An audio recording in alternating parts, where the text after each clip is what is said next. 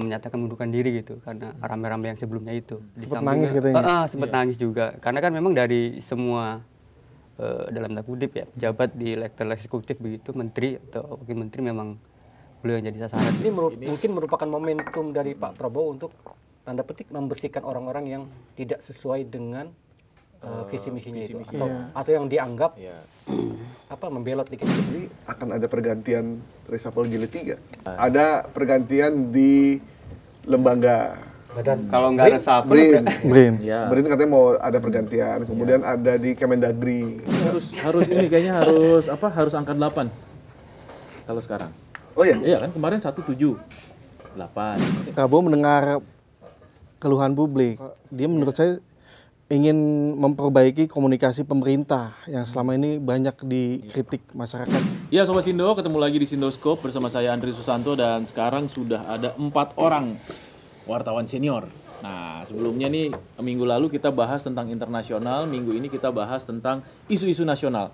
Karena di sini semuanya adalah redaktur nasional dari Sindo News dan sepertinya ini pembahasan yang akan jadi lebih panas gitu ke depannya karena kita membahas tentang reshuffle kabinet dan ada apa di balik itu.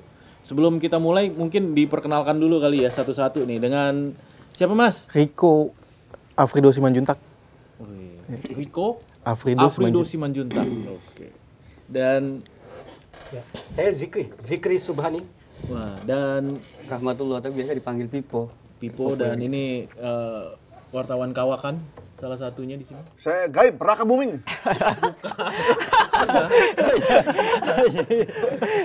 Salah ya? Iya. Tapi boleh lah Bang. Boleh. Cocok. Sama-sama gay ya. Tapi saya punya ijazah saya S2 jelas. Iya. Itu yang penting. Asli ya? Asli.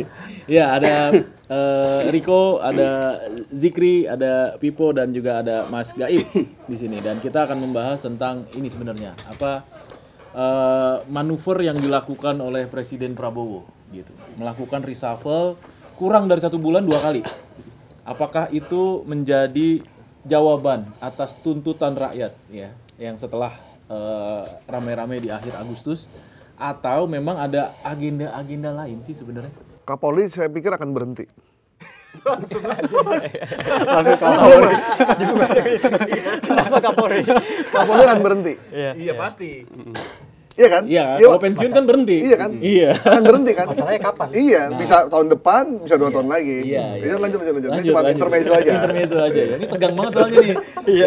Yang lain nih. Nah, kalau menurut Riko gimana kok? Reshuffle kemarin tanggal 17 ya. Iya. Termasuk 2 menteri yang baru tuh. Iya kan? Ada Menko Polkam sama Menpora, Pak Ete.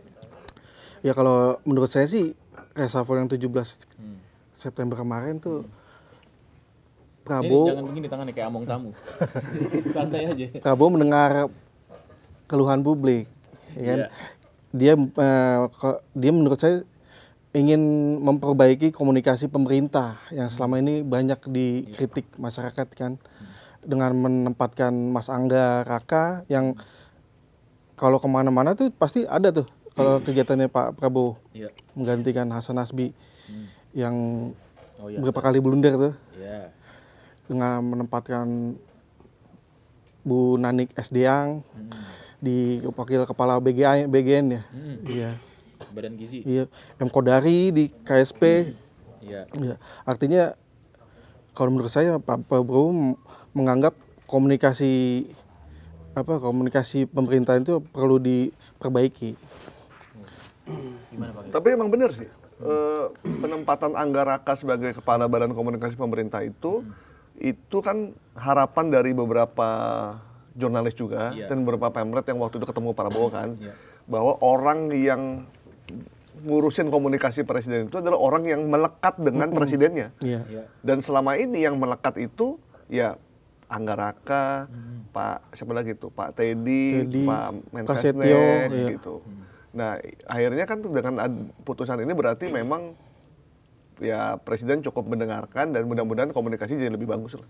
Jadi kepanjangan tangan presiden lah ya. Iya benar-benar itu kan Pak Hasan Nasbi kan nggak begitu akrab ya. Iya. Maksudnya bahkan mau masuk aja susah gitu. Kantornya di luar istana. Iya, terus di luar istana Iya. gitu. Iya. Tapi kan dia sempat mengundurkan diri tuh, Iya. diajak masuk. Iya. Gitu. Terus kemudian di reshuffle tuh. Ya tinggal nunggu waktu aja. Kan di grup WA juga udah nggak diajak dia. Jadi nggak boleh mundur ya, harus di reshuffle gitu. Nah kalau menurut Mas Zikri gimana Mas Zikri? Ya, kalau kita lihat yang tanggal 17 September kemarin kan ada 2 menteri ya. Ya. 2 menteri yang dilantik itu yang tertunda pada saat reshuffle tanggal 8 ya. Iya. Pak Jamari Caniago dan Pak Erik. Ya. Pak Jamari Caniago kita ketahui bahwa dia merupakan sosok militer yang berpengalaman ya, bahkan lebih senior daripada Pak Prabowo. Dia Akmil atau Akabri 71 kalau tidak salah. Bahkan dia masuk ke Dewan Kehormatan dulu ya. Iya, Udah 77 tahun. 76 bahkan kalau tidak salah. Yang memecat Prabowo waktu itu ya. Iya, Pak Prabowo 74 ya. Artinya dari segi senioritas Pak Jamari lebih senior daripada Pak Prabowo. Tentu ada alasan-alasan tersendiri mungkin dari Pak Prabowo sehingga kemudian menunjuk Pak Jamari sebagai Menko Polkam. Kemudian juga soal Pak Erick Thohir yang digeser dari Menteri BUMN ke Menpora, itu juga tentu atas dasar pertimbangan. Kita ketahui bahwa selama ini memang Pak ET ini kan selain dikenal sebagai pengusaha juga sebagai bos Inter Milan kalau tidak salah. Iya, pernah mantan tim bos Inter favorit Milan. Pak Gaib, bukan? Bukan ini, Oh, bukan. Pipo nih. lawannya rivalnya lah. Ya. Jadi mungkin ya penempatan Pak Erik dari pergeseran posisi Pak Erik dari Menteri BUMN ke Menpora ini juga mungkin sebuah upaya dari Pak Prabowo untuk mengakselerasi mungkin perkembangan dunia olahraga di Indonesia, tidak hanya nantinya PSSI ya, tidak hanya sepak bola. Mungkin. Sebenarnya info yang saya dapat itu Pak Erik itu bukan pilihan pertama. Pilihan pertama Menpora itu adalah Raffi Ahmad. Iya. Nah, problemnya adalah Raffi Ahmad ragu untuk menjadi menteri. Dia sempat berkonsultasi dengan beberapa. Oh, keren berkonsultasi sama Pak Bukan, Gaib. dengan beberapa orang nanya bagaimana saya jadi menteri. Ada kekhawatiran juga dari beliau dan apakah saya sanggup untuk jadi menteri. Saya pikir Raffi Ahmad masih agak waras lah ya. Bertanya soal gue sanggup apa enggak ya gitu. Karena banyak orang yang nggak sanggup ketika dijadi, oh sanggup gitu kan. Iya. Dan ternyata Nggak akhirnya mengukur diri. Iya, dia. Nah itu yang membuat akhirnya dia lama menjawab. Makanya dibilang kan Alasannya keluar kota. keluar kota. Dan ditambah lagi memang ada kan waktu itu ibunya sakit kalau nggak salah. Nah akhirnya mungkin udah sholat istiqoroh segala macem, ngobrol sama Rafathar, ya, dan yang ini Cipung segala macem, dan Nagita juga pasti ya. Akhirnya rapat suruh keluarga itu memutuskan untuk nggak ngambil.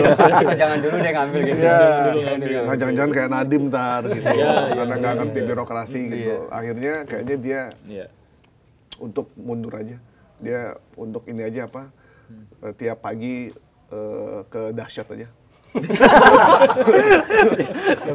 Dan menurut saya itu pilihan yang bagus. Menurut lu gimana? Tapi memang sebelum Raffi juga sempat muncul nama anaknya Ade Komarudin ya. Iya, Si Putri Komarudin. Itu cukup santer nama itu karena memang katanya memang harus gantinya dari sama partai itu ya. Kebetulan si Putri juga Dari sama Golkar. Golkar gitu. Tapi ternyata terjawab juga kemarin tuh waktu pas reshuffle itu. Tapi kalau kita mau ngelihat di reshuffle yang pertama itu juga menarik tuh, banyak kejutan juga tuh yang kita nggak tahu. Kemudian kan awalnya memang rumor, ternyata memang Pak Budari juga kena gitu. Terus kemudian Menteri Keuangan yang memang yang kalau saya dapat info begitu ya, sebelum ada info bahwa Pak Bu Sri akhirnya kena, memang beliau sudah menyatakan mundurkan diri gitu karena rame-rame yang sebelumnya itu. Sempat nangis katanya. Sempat nangis juga karena kan memang dari semua dalam tanda kutip ya pejabat di level eksekutif begitu, menteri atau wakil menteri, memang beliau yang jadi sasaran gitu dari keramaian yang kemarin itu. Apa karena memang mungkin simbol ya, bendahara negara begitu, uangnya ada di situ. Terus kemudian yang rame soal pajak kan juga, beliau juga berapa kali ngomong soal pajak. Mungkin itu yang jadi magnet gitu. Tapi di luar itu memang yang lainnya memang dia tidak terlalu banyak kejutan. Paling kejutannya itu di Menteri Keuangan, penggantinya itu Pak Purbaya itu. Nah, itu kenapa ya Pak Dito diganti ya? Nah, Pak Dito diganti kenapa itu? Kenapa? Si Ya, olahraga sebelum olahraga. Kenapa? Emang nggak bagus kerjanya? mertuanya katanya digeledah ya rumahnya sama KPK. Ada kasus kan, sinyalmen mertuanya itu ya? begitu. Iya. Oh iya. Yang kasus kuota haji kalau Ya tidak itu maktur apa? mungkin Oh itu mertuanya. Mertuanya beliau itu. Dia datang juga katanya isunya. Oh gitu. Nggak tahu kita ada hubungan apa enggak ya. Ya, tapi publik mengaitkannya dengan itu. Bukan ada kasus lain, bukan? Bukan. Kalau yang BTS Kominfo kan udah lama tuh. Udah. Yang di Kejagung kan. Itu kan jadi saksi kan. Iya. Saksi. Udah dikembaliin duitnya? Udah katanya. Udah dibalikin Itu udah. duit siapa sih yang dikembaliin? Nanya lagi dia. Nggak belum tentu duit dia juga kan kita nggak tahu. Iya. Hah? Ini nanya. Iya. Siapa tahu? Lu udah tahu kali. Mungkin Tahu sih. mungkin dulu dititipin gitu kan. Iya. Kan bisa juga. Bisa juga. Ya terima kasih lah Pak Dito ya kita apapun yang kita ngucapin terima kasih ya. Dia jadi menteri di era Pak Jokowi dan di era Pak Prabowo. Masih muda katanya masih kan. muda, ya, Dia masih- bilang kan masih muda, masih bisa melakukan banyak hal lah. Iya. Masih 30-an. 30 ya. beda tipis sama Pak Gai. Iya.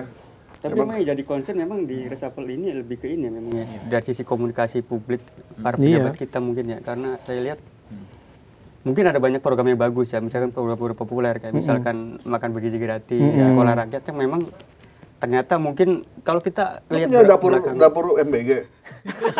Dukung amat. Iya memang. Iya, karena ada beberapa kasus misalkan ya Bang ya di soal makan biji gratis itu meskipun memang itu sekarang sudah mulai tersalurkan begitu ya, memang ada beberapa kasus yang itu cukup mengganggu juga gitu, misalkan keracunan segala macam itu. Keracunan, Tapi kan isu persentasenya Persoalan Ada keluhan juga memang. Giliran keracunan, beritanya di blow up, giliran yang bagus-bagus malah enggak. Nah, itu kan berarti kinerja komunikasi ya. komunikasi yang nggak selesai lah kira-kira gitu. Nah, kemungkinan sekarang sih Pak Prabowo pengen meramu bahwa ini harus selesai gitu, harus tertib dari sisi komunikasi begitu ya. Misalkan nomenklatur baru soal yang tadinya PCO kemudian masuk ke Badan Komunikasi Pemerintah. itu juga sebenarnya kan Transformasi bisa gitu. dibilang tumpang tindih juga kalau kita melihatnya. Tapi memang ternyata kemarin dijelaskan juga clear tuh sama Mas Angga, Menteri Badan Komunikasi itu, terus kemudian si siapa? Apa penjelasan Mas jadi? Dodon. Beliau bilang kita bisa melakukan misalkan dari sisi koordinasi dengan berbagai kementerian gitu. Jadi dia langsung bisa ke sana. PCO-nya itu masih ada nggak? Masih secara kelembagaan masih ada. masih. Cuma Hasan Nasbinya aja yang Hasannya aja. Dan Staff-staffnya PCO kan masih- memang berkoordinasi dengan kementerian. Iya. Termasuk tugas baru yang sekarang diemban si Kodari, Mas Kodari itu kan juga sebenarnya sama fungsi ininya. Jadi Badan Komunikasi Pemerintah ada, PCO tetap ada. Ya. Tapi kan kalau tidak salah ada penjelasan bahwa nantinya mungkin PCO akan dilebur ya ke Badan Komunikasi Pemerintah ini. Ya harusnya sih begitu. Nah, masalahnya adalah Badan Komunikasi Pemerintah ini posisinya dia Selevel menteri. selevel menteri atau tidak gitu. Kalau dia selevel menteri, sementara dia dijabat oleh Anggaraka Prabowo dan Wamen yang Komdigi. juga menjabat sebagai Wamen Komdigi, ini kan tentu akan bingung nih, akan membuat kebingungan di publik ya. Sebenarnya Anggaraka Prabowo ini dia kepala Badan Komunikasi Pemerintah yang setingkat menteri atau dia Setingkat wamen. iya setingkat wamen, atau mungkin nanti pada akhirnya mungkin dia akan melepas kursi wamen mungkin kalau memang Badan Komunikasi Pemerintah itu tingkatannya ada selevel menteri, Menteri, karena ya. tidak mungkin dong yang di satu sisi dia posisinya wakil menteri, setingkat menteri, kemudian Tapi yang di ada bawahnya- juga yang bilang kalau misalnya nanti PCO itu di bawahnya ini Kementerian Komunikasi. oh ya bisa jadi Bisa jadi kan? ya. Ya, di bawah Komdigi. dirjen dulu IKP sekarang namanya apa? Digital apa nih? Digital, iya, yang kemarin dipanggil juga kalau tidak salah ke istana ya kalau Oh bukan kalau itu di Mira. pemerintah, kalau ini yang di bawah Iya, apa Aledia Yahya itu loh. oh oke. Vivi Aledia ya. Nah, dulu dirjen IKP, dulu dirjennya Pak Prabu Revolusi ya. Sohibnya Jadi dengan Mas konsep Andri. yang baru ini kira-kira publik itu akan makin banyak mendengar ya, maksudnya Iya. makin banyak penjelasan dari Diharapkan berbagai sumber gitu, bisa Iya. dari Oh, Tapi salah memang kalimat lo, jangan publik banyak mendengar. enggak Pemerintah mendapatkan yang- lah penjelasan. Pemerintah masih banyak mendengar keluar kita. Balik. Publik banyak menuntut aja. termasuk kita ya, Iya. nuntut ya. Termasuk juga soal itu berarti ya. Ya jalur tadi ya, koordinasi itu ya, yang masih berantakan ya, karena ada beberapa menteri yang mendapatkan posisi yang berbeda di dua lembaga yang berbeda gitu. Iya. Karena harus diakui memang juga programnya bagus-bagus, cuman memang kalau kita ngelihat di ini ya, di lini masa misalkan begitu, diskusi masyarakat itu memang lebih negatif, responnya masih negatif. Padahal itu bagus. Kalau mau disampaikan secara bagus gitu ya, tim komunikasinya. Ya, Pipo ini salah satu jubir istana cabang iNews ya. Sudah 2 poin soalnya. Tapi nanti bentrok nggak Angga sama Mas Kodari? Kemarin sih waktu pas Maksudnya dalam arti setelah dilantik ya. Pekerjaannya gitu ya, kepala staf. Enggak beda. Jadi KSP ini tadinya kan KSP itu bagian komunikasi politiknya di KSP. Betul. Dengan adanya PCO, maka bidang komunikasi publiknya diambil di PCO. Jadi KSP nggak ngurusin komunikasi sebenarnya. Nah, sekarang ada badan baru.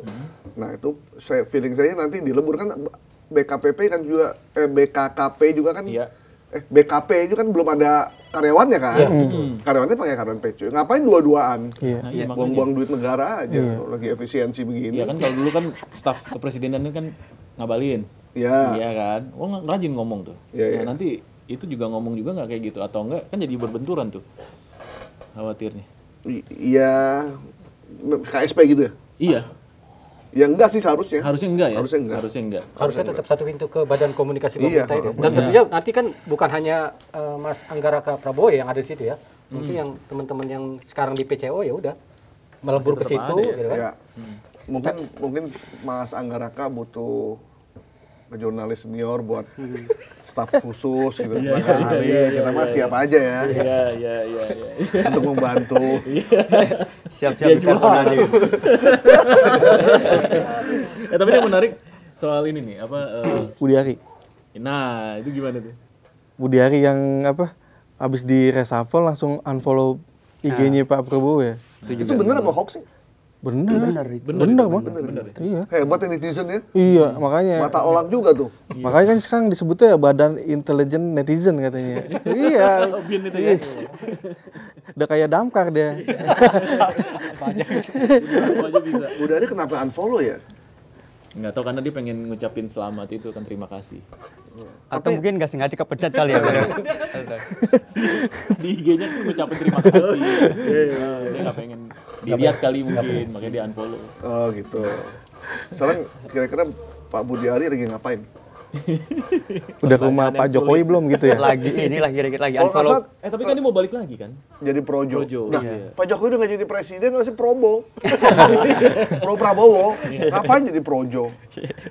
Pro Gip lah ya, Gibran yang masih kan Pak Jokowi udah nggak jadi presiden ya. Iya.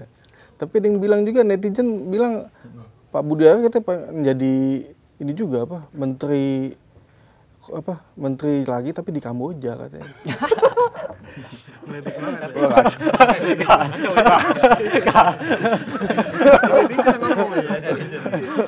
Iya. Lucu-lucu emang komentarnya. Nah, memang komen-komen netizen tuh menarik ya. Iya. Mungkin kita lagi banyak nggak ada kerjaan ya. Mendingan saya juga begitu kalau lagi gabut gitu kan, ngeliatin komen netizen tuh jadi hiburan. Iya.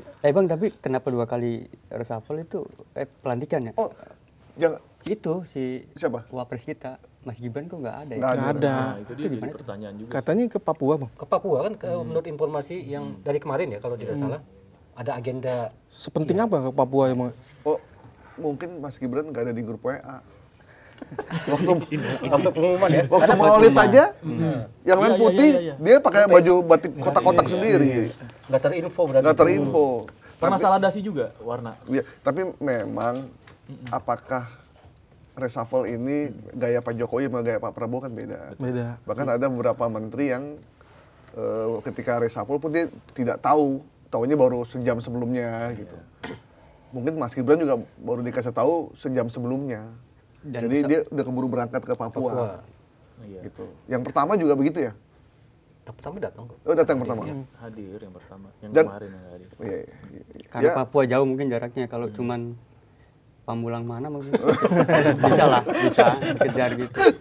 Iya makanya. Ya tapi memang harusnya kan sekelas Wapres sih ketika mau reshuffle, mestinya kan dikasih tahu. Iya. Kita mau ada reshuffle nih gitu.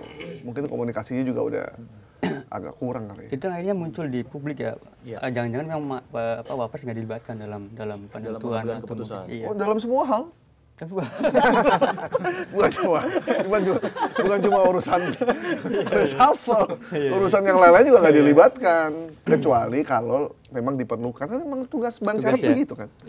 Dalam konstitusi kita kan begitu. Dan reshuffle itu kan hak prerogatif presiden. Tidak ada yang pernah mengatakan hak prerogatif wakil presiden. Betul. Tapi masa nggak dikabarin ya kan? Iya sih, ya itu tadi makanya dia ada di grup WA apa enggak? Kalau ada di grup Kapolri, Panglima TNI datang, yang ngurusin keamanan kan? Ya mungkin kalau urusannya keamanan di Papua. Mungkin ada kesibukan lain itu. Iya itu lagi di Papua kan, karena memang kan Papua itu kan penting. Tapi Mbak Puan hadir kan ya? Mbak Puan ketua DPR hadir ya? Ada. Ya? Ada. Jadi Pak Gibran ini kan meneruskan apa yang dilakukan oleh ayahnya kan. Iya. Presiden yang paling sering ke Papua itu Pak Jokowi. Betul. Dan itu diakui oleh orang Papua sendiri. Bahkan di Papua dia lu kan dia. Lu gitu. Ibaratnya dinanti. Enggak maksudnya dinanti. Diharapkan dipuja-puja gitu. Nah, Pak Mas Gibran nggak pengen terputus. Silaturahmi harus tetap jalan ya. Iya. Dan itu sudah dilakukan oleh Pak Jokowi jadi diteruskan. Gitu. Oleh Mas Gibran. Jadi ya kita positive thinking aja lah. Nah ini menarik Pak Jamari juga nih. Ini kan di luar prediksi nih. Ya kan? Kemarin rame padahal sebenarnya Gatot Nurmantio. Muncul juga Pak Mahfud juga ya. Pak Mahfud juga gitu. Tes the water nih Mas. Soal Pak Gatot ini menarik juga karena biar bagaimana namanya memang muncul ya 2 hari sebelum reshuffle itu 2 sampai 3 hari sebelum reshuffle dilaksanakan. Tapi memang rada tidak mungkin juga karena apa? Pak Prabowo kan berkali-kali menyatakan bahwa yang berkeringat lah yang akan dia rangkul masuk dalam kabinet kalau tidak salah. Sementara kita ketahui posisi Jenderal Gatot Nurmantio ini ya pada saat Pilpres tidak berkeringat untuk Prabowo gitu kan. Ya karena di posisi yang berbeda, di kubu yang berbeda. Itu dia. Ya. Kemudian juga tidak yakinnya juga orang-orang yang di lingkaran Pak Gatot Nurmantio karena takutnya menjadi tokoh baru nih Pak Gatot ini. Pak Gatot ini kan semenjak zaman Pak Jokowi kan dikenal sebagai seorang tokoh yang sangat berlawanan oposisi. Mungkin masih ada yang seperti takutnya nanti Pak Gatot Nurmantio ini lebih menonjol atau bisa menjadi batu loncatan. Ini bahaya juga nih bagi lingkungan yang berkuasa sekarang gitu. Iya, untuk 2029 ya. Itu harus harus diakui semangatnya kalau kita lihat semangat cara persatuannya Prabowo gitu ya. Cara dia mengakomodir dulu yang dianggap bersebelah secara politik gitu. Toh hari ini juga terjawab semua, misalkan kayak orang-orang yang dulu berseberangan secara politik, misalkan Pak Wiranto segala macam itu kan sekarang memang dirangkul juga. Yang Pak Jamari kan yang mecat Pak Prabowo kan dulu. Kan dia masuk sekretaris di DKP itu. Kebesaran jiwa seorang pemimpin tuh. Iya. Kita harus akui lah kalau untuk urusan. Tapi Pak Jamari katanya tangannya banyak. Iya. Bukan ada 2. Jadinya apa tangannya? Jari Jamari. Jari Jamari itu Bang. Ya kan dia punya sebagai Menko kan dia mesti banyak tangan kan. Iya benar. Tangan di politik, di ekonomi biar dia bisa tahu situasi jangan sampai kebobolan lagi kayak kemarin. Gitu. Tapi jadi kita lihatlah nanti janji beliau karena memang akan menghabiskan waktu usia beliau sisa usia untuk mengabdi. Iya. Kan ditanya apa pesan-pesan Pak Prabowo? Bekerja untuk bangsa. Itu aja. Setia dengan pemimpin dan setia pada NKRI. Dan itu yang ditanyakan juga ke Pak Purbaya katanya. Ada pesannya apa? Setia kepada NKRI. Itu aja. Jangan hianati rakyat. Itu dua pesan yang disampaikan Pak Prabowo ke Menkyu Purbaya itu. Tapi di itu tuh diinin sama Pak Rocky Gerung tuh, Pak Rocky Gerung dia bilang gitu, kalau Purbaya tuh gitu, pura-pura banyak gaya gitu. Ini menarik juga soal sepak terjang beliau gitu. Gaya koboi ya. Koboi gitu juga. Tapi kita lihat nanti mudah-mudahan sih, karena sejauh ini begitu beliau dilantik begitu ya, memang respon ini juga bagus gitu. Termasuk kita lihat di indeks gabungan itu juga bagus, pasar juga. Pasar bagus ya. Bagus. Artinya apa? Dengan hadirnya Pak Purbaya istilah bahwa tidak ada Menkyu selain Sri Mulyani itu terbantahkan. Yang kedua, kalau Sri Mulyani tidak jadi Menkyu, ISG akan anjlok, kepercayaan publik akan turun, dunia internasional akan melakukan boykot. Itu nggak kebukti. Jadi memang kita tidak boleh menggantungkan harapan pada satu orang. Dan ternyata Pak Purbaya tampil yang apa adanya, tanpa beban, ya ternyata publik suka gitu. Ada dua hal yang bisa kita pelajari dari Pak Purbaya. Satu, bahwa ekonomi dan fiskal tidak serumit yang kita bayangin kan. Dia menjelaskannya bisa dengan simple. Yang kedua, jadi menteri juga bisa asik dan lucu gitu, menghibur gitu. Belajar dari Pak Gaib kayaknya. Entertaining ya, entertaining. Buat para pejabat, kalau kalian tidak bisa memberikan solusi buat masalah masyarakat, menghibur aja. Jadi udah nggak bisa, udah nggak ngasih solusi, nyebelit, nggak menghibur, tatot. Dan dia kayaknya satu-satunya menterinya Prabowo yang berani kritik DPR deh terakhir itu. Ya, terakhir betul. Kan dia bilang gitu kan, ini kan masalah ini udah dari dulu nih dibahas terus bertahun-tahun kan. Oh nggak selesai. Begitu saya masuk, kok masih ada lagi nih, berarti kan ya dia mau bilang, kalian wakil rakyat kerjanya apalah kira-kira gitu, cuman karena nggak disampaikan aja gitu ya.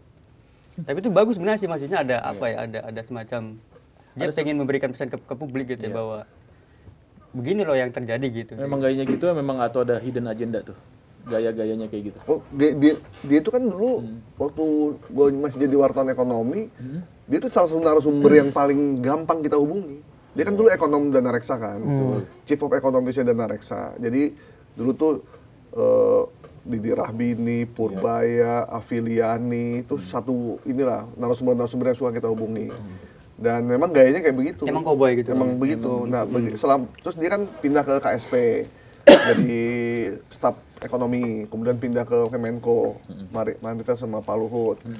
Emang udah begitu. Di LPS lebih gila lagi sebenarnya kalau kita ikutin LPS. Dia ngomong itu banyak ngelanturnya juga, banyak kontroversi, cuman kan nggak terlampau disorot gitu, nggak terlampau disorot.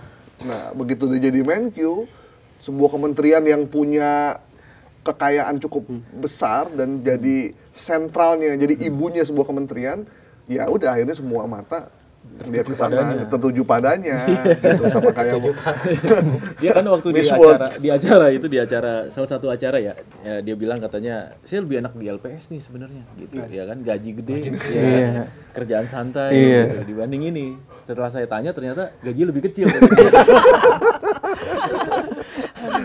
Tapi memang kita perlu menteri yang gak jaim sih ya. Iya.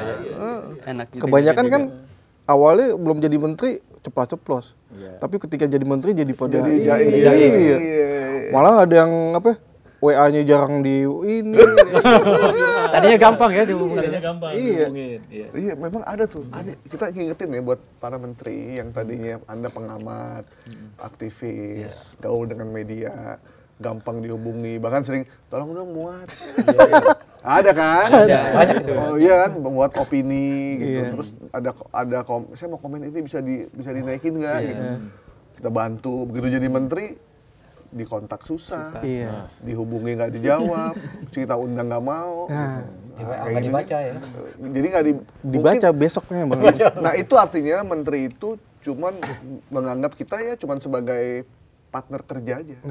Jadi begitu udah nggak penting lagi, ya udah. Dia cari orang baru yang bisa dia manfaatin. Jadi buat para menteri kalau pengen langgeng, baik-baik sama kita. Kalau kita WA dijawab, kita nggak akan mencelakakan kok. Iya. Itu. Paling ngomongin ya. Tapi kalau media mainstream kan kayak kita, kalau kita membahas satu menteri atau membahas satu kinerja kebijakan kan kita ada koridornya. Betul. Kita ada kode etik jurnalistik, kita ada undang-undang pers, jadi nggak sembarangan gitu maksudnya. Kalau media sosial kan bebas aja, gitu. Sah-sah aja. Wah, istrinya 4, ininya begini. Wah, apa ya dibahas? Kita nggak mungkin. Itu masalah pribadi kan, yang nggak ada urusannya sama pekerjaan dia. Gitu. Tapi menarik juga tuh Pak Purbaya ya. Di sisi lain ya, menteri-menteri yang lain ada tuh yang pencitraan terus ya. Wah, belusukan kemana-mana. Itu gaya lama. Kayaknya gaya baru tuh gaya Pak Purbaya ini. Jadi Purbaya itu gaya koboi ya. Purbaya itu pencitraannya dengan ketika dia lagi mengerjakan pekerjaannya gitu. Iya kan? Ngomongnya yang begitu, itu bagian dari pembentukan citra dia. Bukan yang ketika lagi ada kunjungan kerja ke satu daerah di perahu di pacu jalur. Iya. Ya nggak ada urusannya sama pekerjaannya sebenarnya gitu. Itu siapa Pak Gaib? Hah? Siapa itu? Ada.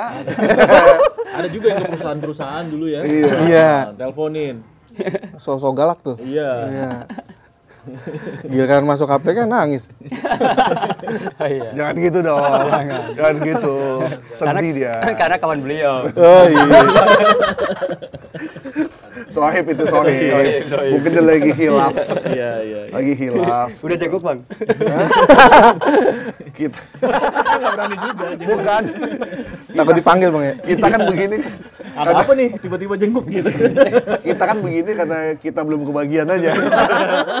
Jangan-jangan begitu kita jadi menteri kita begitu juga loh. Iya, iya, iya. Iya kan? Benar-benar. Bisa jadi kan kita nggak mau bisa gitu. Tapi mudah-mudahan ya kalau kita dipercaya ya jadi komisaris gitu jadi menteri kita mah siap aja.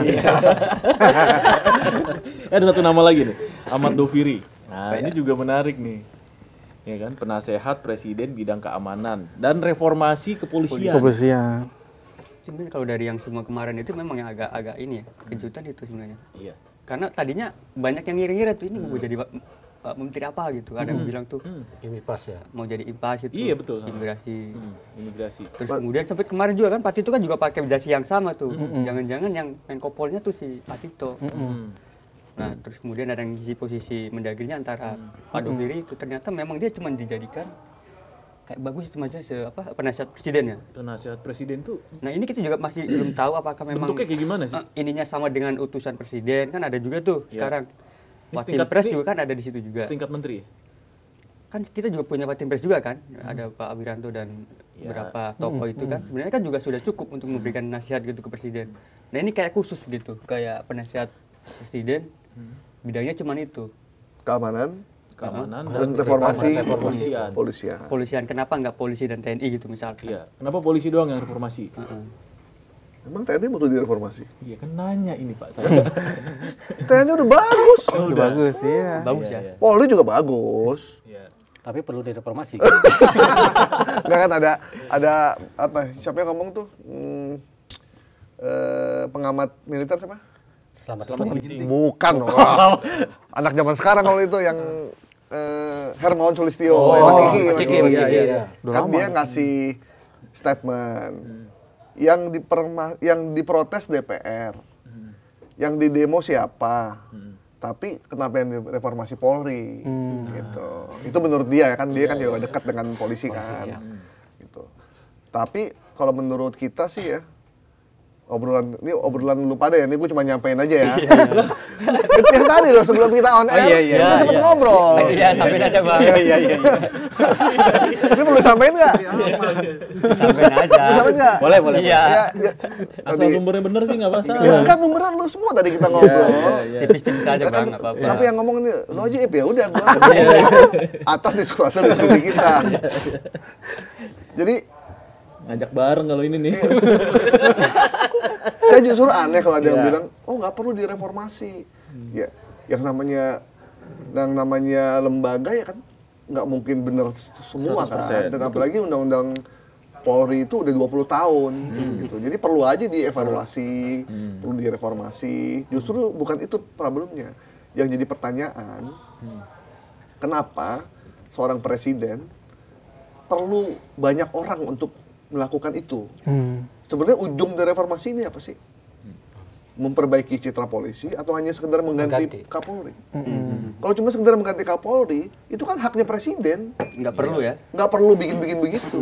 Jadi nanti kita tunggu nih, kita sebagai media kita tadi omongannya Zikri tadi kita harus kritis, Mas Gaib. Ya saya sih setuju aja. Jangan tadi omongan lu nih. Riko bukan? Lu berdua lo tadi ya. Ini bisa di-zoomin kan? Kita masih kritis bukan soal pergantiannya, tapi ini reformasi ini serius apa enggak? Betul. Kalau isinya cuma sekedar buat ganti Kapolri, ya ini cuma ya dramaturgi aja. Benar. Gitu. Jadi Tanpa pembenahan di dalamnya. iya gitu. Tapi kenapa dia yang dipilih? Kalau kata Kompolnas katanya tegas ya. dia memang pembawanya agak tenang mungkin ya, tegas juga. Kalau yang disampaikan Pak Yusril juga begitu. Itu orangnya tuh tegas dan ya lumayan ini sama orang tuh masih bisa gampang. Itu Kompolnas yang komunikasinya. ngomong. Iya. Tegas. Tumben bener dia. Emang biasanya Biasanya kan stempel doang. iya. Tapi dia ini ya mencat Sambo ya waktu itu ya. Iya. Yang menjadi Takutnya yang Dia mencat Sambo ya dia. Iya. Iya Pak Dokter kalau. Ada calon hakim agung ke Jaksa Agung yang kemarin di DPR karena dia memberikan hukuman mati buat Sambo nggak dikasih nilai. Hakim Agung ya kalau dia. Hakim Agung ya? Nggak dikasih suara, nol. Nggak dikasih suara, nol. Karena memberikan hukuman mati kepada... Akhirnya tidak terpilih ke 10 itu ya? Nggak kepilih, nggak ada suaranya. Suaranya. Ini menarik nih ya kan kalau kita lihat runutannya gitu ya. Dari kasusnya Sambo, terus kemudian muncul nama tadi ya kan. Ini kan sebenarnya udah jelas tuh. Omongannya Pak Gaib, yang katanya omongannya Riko gitu kan. Iya. Udah jelas. Silakan disimpulkan aja sendiri ya. Tinggal kasus itu aja paling. FPI. Yang di tol itu. KM 50. KM 50 ya. Ya. Kan udah dimulai ada yang buka lagi. Iya. Udah ada yang mulai lagi. Katanya ada calon yang gitu ya, berusaha ya. Cuma dikritisi akhirnya oleh keluarga Korban almarhum itu. Terus nggak jadi ya? Wallahualam kan belum jadi. Iya, belum jadi ya? Kan? Iya. Dan Pak Gaib tadi bilang kan kalau sekedar mau mengganti selesai kirim surprise kan ke DPR kan. Iya. Walaupun kemarin sudah muncul isu-isu, muncul 2 nama, tapi kan itu langsung dibantah oleh pihak Istana dan DPR. Gitu. Betul. Dua nama siapa sih? Aryo Seto ya? Suyudi. Prasetyo dan S itu banyak nih. S. Ada Suyudi, ada Sahar Diantono kan? Iya, kalau tidak salah. Iya. Itu bintang 3 semua. Sigit Listio Prabowo. Iya. Iya. S juga.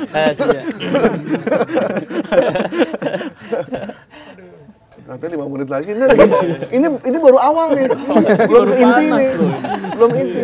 Nanti ada nih closingnya kita akan kasih pengumuman yang belum ada lah ya, orang belum dapat lah. Ini info 4.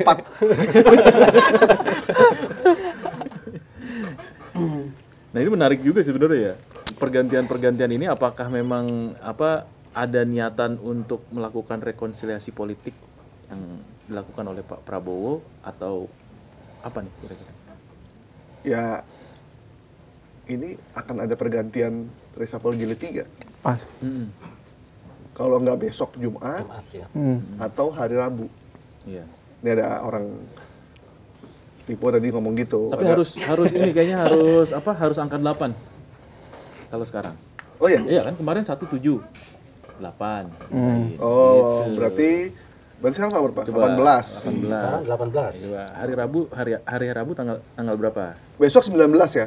Bisa. 9 9 kurang 1, 8. Ya kan? Iya, benar. Cocok. Cocok. Berarti kalau nggak jadi Jumat, minggu depan. Ada beberapa. Oh, iya. Jumat depan. Ada beberapa. Kalau nggak Jumat ini berarti Jumat depan. Iya. Ada 2 tambah 6, 8. Ada pergantian di lembaga.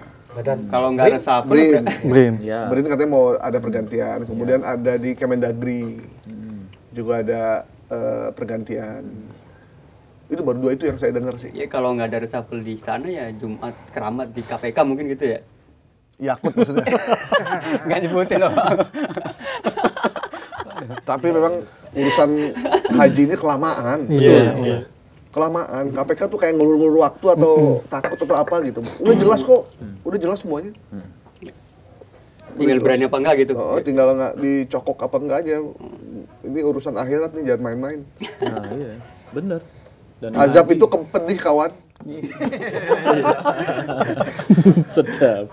Tapi kayaknya kalau ngeliat ini sih Bang, ya, kalau tadi benar kata Bang Gaib itu kalau ngeliat prediksinya memang akan reshuffle akan diselesaikan untuk tahun ini terakhir gitu ya. Karena memang kan pengennya Prabowo kan pengennya gas langsung nih setelah tahun baru nanti tuh, tahun baru tuh tahun 2026. Ya harus tancap gas dong, karena nggak pengen lagi yang urusan begini-begini nih. Ada kemudian kritik publik terhadap pejabatnya segala macam. Pengen clear lah, karena kan masuk 2027 dia harus konsolidasi politik nih. Udah masuk tahun politik kan. Otomatis kan memang ada beberapa yang harus beliau tertibkan gitu. Artinya memang gue nggak mau keganggu ini nih masalah gini lagi nih. Ya. Dan gue punya hak untuk 2027 misalnya ada 2029 nanti itu untuk juga siapa sih orang pasti semua pengen 2 periode kan, termasuk kita dukung beliau karena bagus-bagus. Jangan bilang kita dong. Lu langsung bilang kita dukung beliau. Karena dia punya dapur. Enggak, dari sisi kebijakannya ya kita harus inilah Bang, harus kita ya, tapi jangan bawa-bawa kita. Jangan bawa-bawa kita, netral.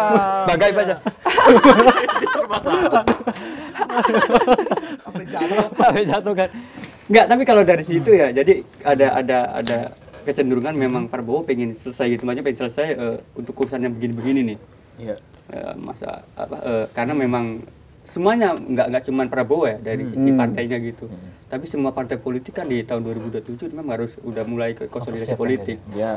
Maka kemudian yang dianggap dalam tanda kutip mengganggu begitu ya dari sisi pemerintahan Prabowo itu juga harus disingkirkan. Tapi kan udah nggak ada oposisi sekarang timbul di pemerintahan Pak Prabowo. Iya, kelihatannya kan begitu. Apakah jangan-jangan oposisinya ada di dalam itu sendiri, makanya kemudian ngeri. Musuhnya dong. Musuh dalam selimut ya. Waduh. Karena kan ada yang kemudian mengaitkan bahwa reshuffle yang pertama kemarin itu juga orang-orang yang memang ada tendensi dengan rezim yang sebelumnya begitu. Nah itu harus dimulai di. Emang EB ini berbahaya. Enemy in blanket. Sudah dalam selimut ya. Siapa gitu EB ya? EB apa ya? Jadi butuh kita pikir dulu kan. Maksud dalam selimut itu ada dua. Ada yang memang dia bermain di belakang. Ya. Ada memang dia bermain di terang-terangan di depan tapi muji-muji. Karena ada info, ada beberapa menteri yang kalau Pak Prabowo kasih, saya mau bikin ini, mantap Pak Prabowo, Gas, masuk itu barang, ada kayak gitu. Nah itu juga sebenarnya masuk EB juga tuh. Iya benar. Bahaya. Berbahaya, jadi bikin presiden jadi, MBG udah mantap Pak, lancar semua, Kopdas gimana top, ini ide brilian dari Pak Prabowo, orisinil belum ada di seluruh dunia manapun. Gitu. Ya udah akhirnya jadi lupa kan. Jadi yang kayak gini-gini mesti ditertibkan sih. Lo bilang tadi kan? Iya. Dan dia pengennya kan begitu kan, maksudnya pembisik-pembisik beliau tuh memang orang yang ini ya, yang memang secara emosional dekat dengan beliau paling enggak atau dulu pernah menjadi sahabatnya atau mungkin dan memang kepercayaannya. Iya. Tapi ya perlu dipertimbangkan juga yang pernyataan Riko tadi di lift. Kalau bisa semua menteri di reshuffle.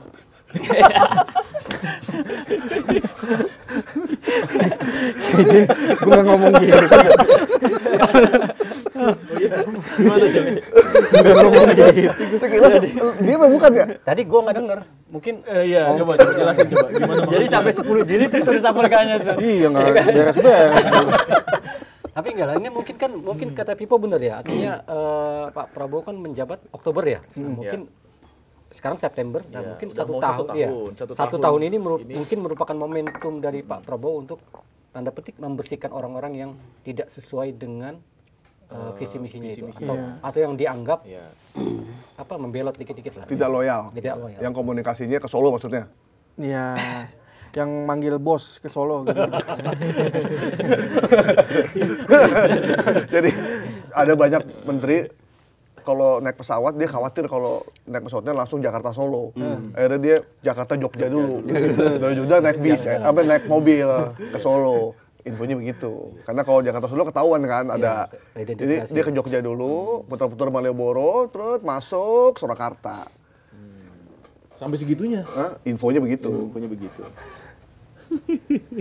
Ini kita lain kali jangan ngomongin pejabat lah. Kita ngomongin rakyat dong. Nah, coba kalau rakyat gimana? Harapannya apa? Udah mau kelar ini minggu depan.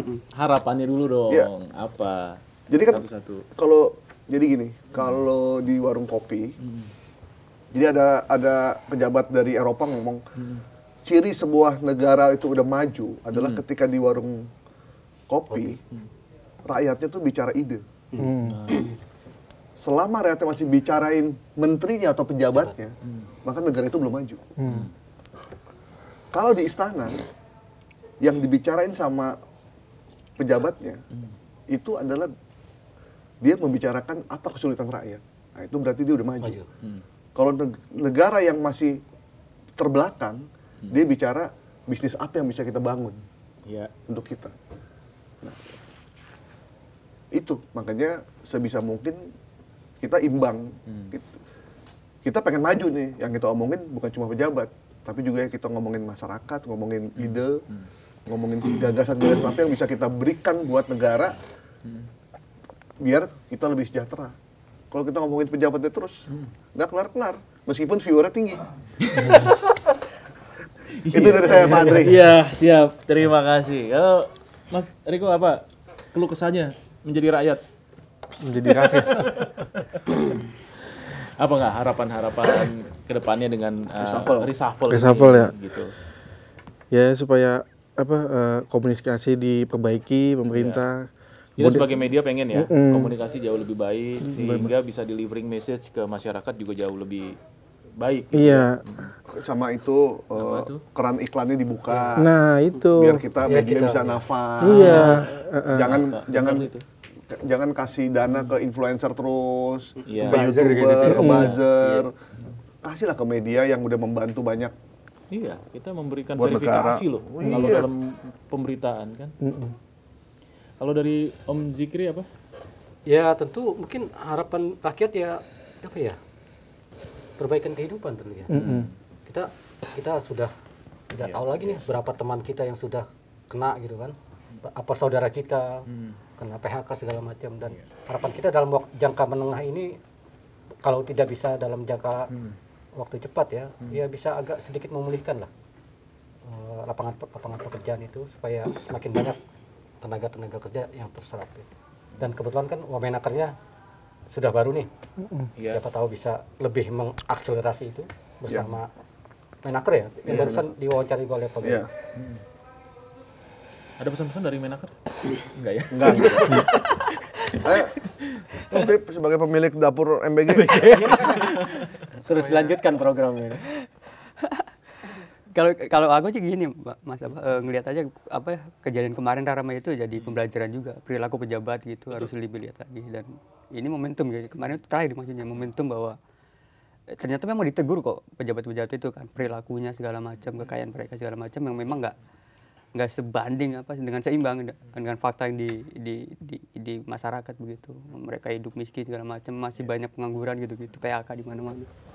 Itu sih maksudnya sebenarnya dari rame-rame kan kemarin. Berawal dari keresahan masyarakat, kegelisahan, tekanan ekonomi, tekanan kehidupan, middle class makin turun, gini kan trapnya kan di situ tuh. Tetap kita juga tidak bisa mengindahkan soal demo anarkis ya, tapi memang pesan yang disampaikan dari rame-rame kemarin ya itu, ubahlah perilaku pejabat itu. Ya, lebih menyadari bahwa kita juga dalam kondisi yang tidak baik-baik saja gitu ya. Jangan flexing gitu. Iya.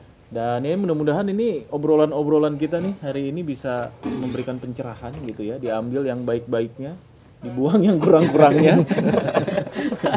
Dan silakan menyimpulkan sendiri Sobat Sindo ya, kira-kira tadi ada selentingan-selentingan yang tersirat dari setiap omongan kita-kita, mudah-mudahan bisa dipahami dan mudah-mudahan kedepannya Indonesia bisa lebih baik lagi. Karena tidak semua hal bisa kita sampaikan. Betul. Karena ada yang sensitif, ada yang jangan dikasih. Tapi kita tahu banyak hal. Jadi bisa WA ke masing-masing kita. Ya berikut nomornya di bawah gitu ya. Oke, terima kasih Mas Gaib, terima kasih Mas Bipo, terima kasih Mas Riko, terima kasih Mas Zikri. Kita ketemu lagi di lain kesempatan, sampai jumpa.